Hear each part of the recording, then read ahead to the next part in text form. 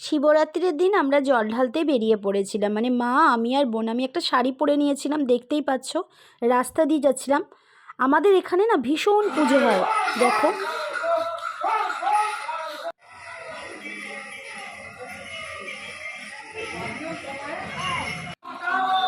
তার কারণ আমরা গঙ্গার ধারে থাকি, তো এখানে লোক স্নান করে আর কাছে কাছে মন্দিরে পুজো দিতে যায়। অনেক দূরে দূরে মন্দিরেও পুজো দিতে যায়। প্রচুর ভক্ত সমাগম হয় এখানে।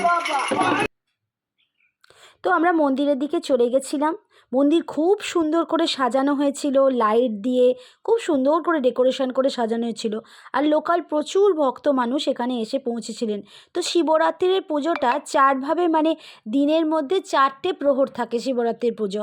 কেউ একটা প্রহরে সব জল ঢেলে দেয়, আর কেউ মন্দিরে জল ঢালার পরেও আবার বাড়িতে এসে জল ঢালে। যেমন আমরা মন্দিরে জল ঢেলেছিলাম এবং বাড়িতেও 4 প্রহরে আমরা পুজো করেছি।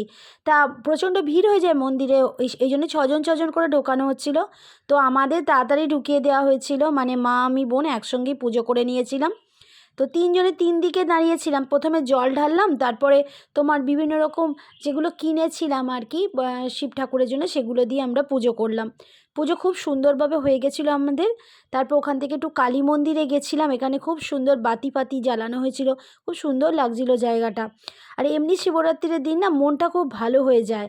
মানে যদিও উপবাস করা থাকে, একটু খিদেও পায়, কিন্তু কি বলবো, একবার খিদে জয় করে নিলে সারা দিনটা খুব মজা লাগে।